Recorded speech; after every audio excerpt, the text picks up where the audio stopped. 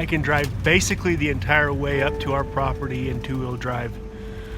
The last 150 feet up my driveway in 4 low, I just spin the tires, especially on days like today.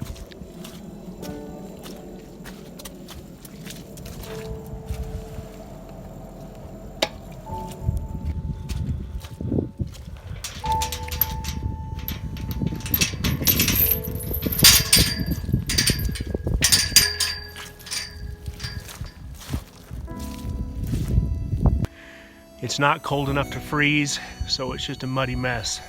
So this is the furthest I've been able to get.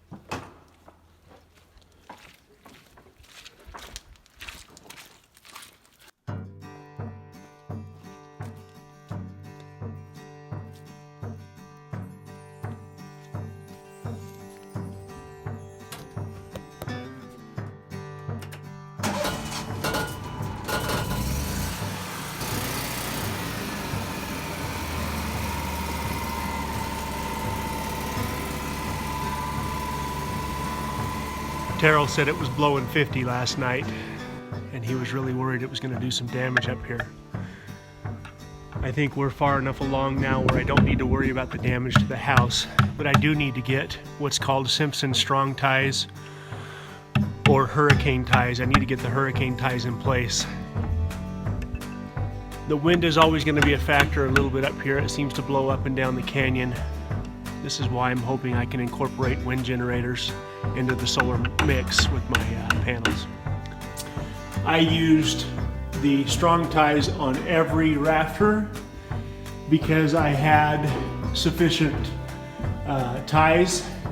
Technically, the way code says if I do one on this rafter, then what that means is the other side does not have to have one, and you alternate between sides. But because I want to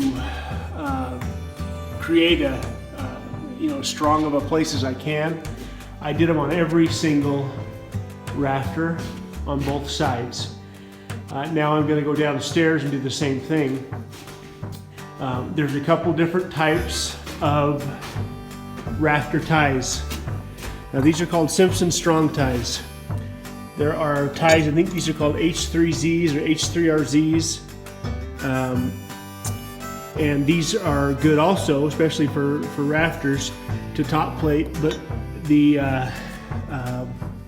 longer strong tie gets both pieces of the top plate, and it's quite a bit stronger.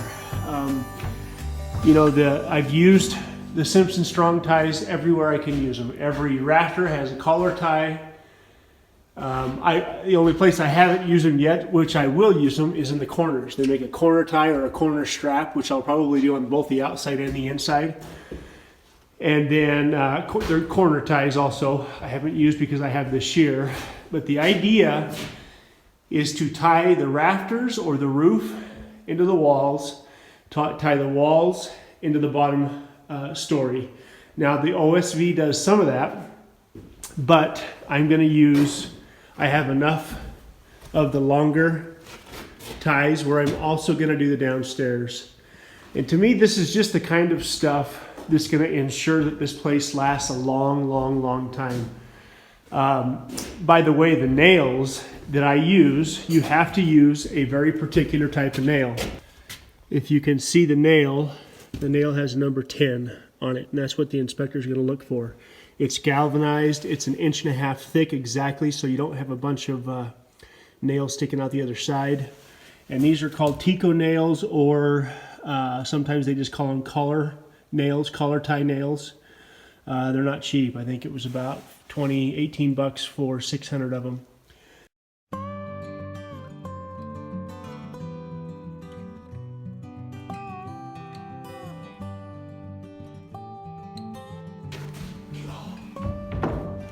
My wife makes my lunch every day before I come up here.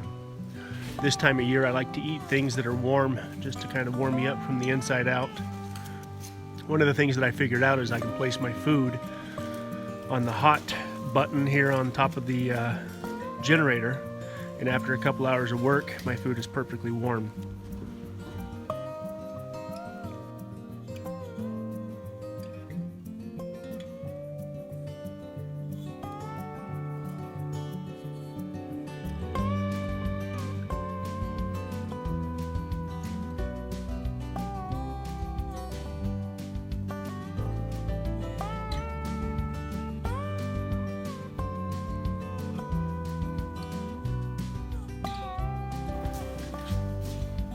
So this is the lumber that I bought for the eaves, and it's a Douglas fir, which means it's comparable to the rafters. And the bottom line is I was down. I had to drive 2 hours south to pick up the underlayment for the roof. I didn't have to, I chose to. I was able to pick that up for 30 bucks a roll versus 119, I think is what it costs new. And I happened to see a guy on the internet that had a bunch of 1x6s. And when I got there, I realized it probably wasn't what I wanted to do the eaves with, but I quickly recognized that he needed the money worse than I did, so I went ahead and bought everything that he had. I even bought his scrap 2x4s to use for my rafters up there. I also managed to pick up from another person. I managed to pick up the green top nails. I think I paid 20 bucks for those 2 boxes, and they're brand new, but they are leftover from another job. So I'm always checking the net for stuff like that. Well, I ran out of Tico nails for the joist hangers, so I think I'm going to call it. Today's my mom's birthday. I think we're going to have a birthday dinner for my mom, so I probably should head home sooner than later. I'm not getting up on the roof today, that's for certain. But I need to get the eaves finished. I think I've got enough wood now to do that, and I'm hoping it looks the way that I want it to look when we're done. There's an old antique backpack, what I call a backpack cedar, as in seed spreader, that was for sale on the internet a few months ago.